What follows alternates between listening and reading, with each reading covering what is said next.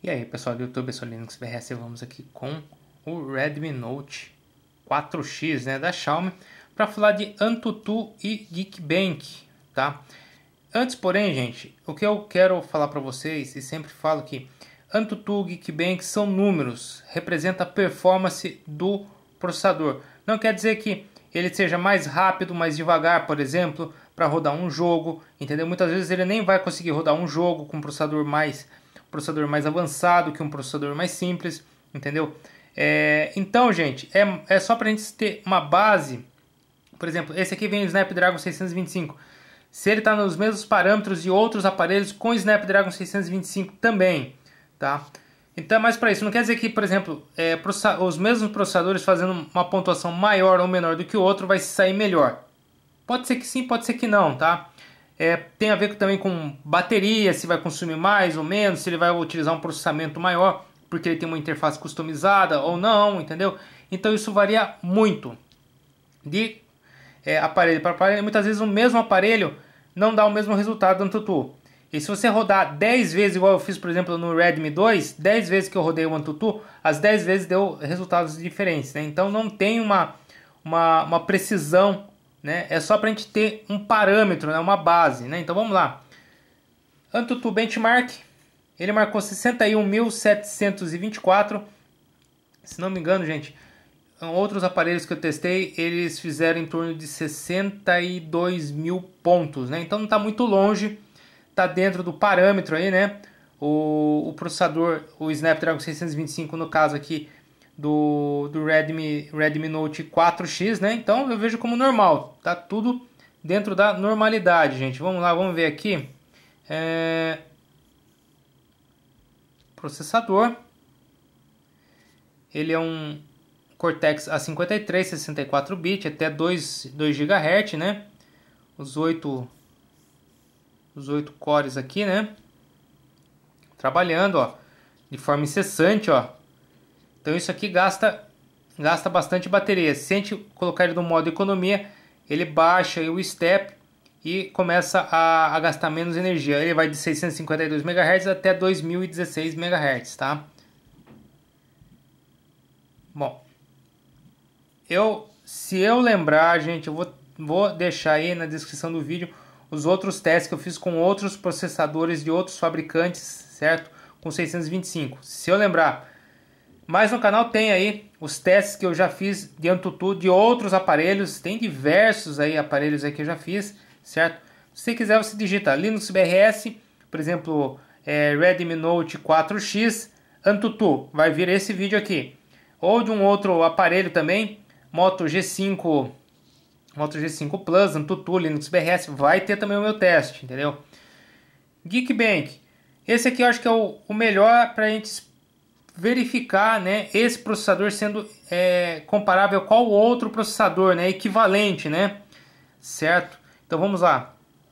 Nós temos aqui o histórico, gente. No histórico nós temos Single Core 858 e Multicore 2952. A gente vai ver qual processador ele é equivalente, tá? Tanto em Single Core quanto ao Multicore. Não quer dizer que, por exemplo, ele seja melhor ou não em relação, por exemplo, a um top de linha ou um intermediário, ao invés de ele ser um intermediário premium, certo? Então, isso aqui é mais parâmetros para a gente ver o quanto ele se aproxima de um ou de outro processador. Single Core, ele marcou 858, uma pontuação baixa. Ele é até menor do que um Nexus 5, eu acho, né? Menor até. Um ponto menor do que o Nexus 5 tem o Snapdragon 800. Certo, gente? Então, eu falei baixa, né? Mas se a gente for comparar, por exemplo, com o Snapdragon o 800, que é um quad-core de 2.3, e ele é um octa-core, você vê, um quad-core de 2.3, ele tem praticamente a mesma performance de um octa-core de 2 GHz, né? Você vê como o processador, a linha 600, ele já se aproxima da linha 800, mas com um dobro de core, né? Então, você vê que praticamente a linha 626, 652, 660, ela já praticamente ela já supera a linha, o processador 800, tá? O Snapdragon 800. Ou seja, um processador intermediário premium com um processador top de linha, tá? E isso vai acontecer porque a evolução natural aí, evolução natural não, evolução natural, digamos assim, com o tempo, né, que vai ficando ultrapassado aí os processadores mais antigos, né? Multicore 2952, olha o Note 7 quanto fez aqui, hein? Fez 5.228, hein? O S7 também, aqui não tem o S8 ainda, né? Nós vamos descendo.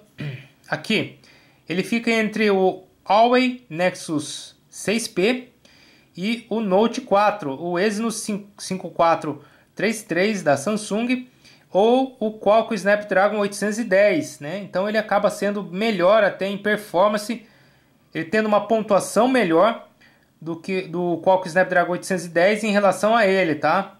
Ao Snapdragon 625. E um pouquinho menos de performance em relação ao Exynos 5433 do Note 4.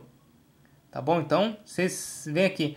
Ele ultrapassa o OnePlus 2, o Snapdragon 810. O Snapdragon 810 foi um fiasco mesmo, né?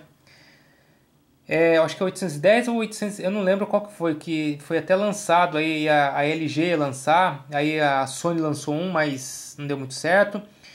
O Redmi Note 3, ó, Snapdragon 650, ele é melhor até, tem uma performance melhor que o 650, e o 650 ele está na frente do 805, do 801, ó, 801, 808, certo? E o do 800 aqui, entendeu? Então, ele se saiu bem, apesar de ter dito, né, que em single core ele fez uma pontuação baixa, mas ele se saiu muito parecido com a série 800 aí do Snapdragon, tá?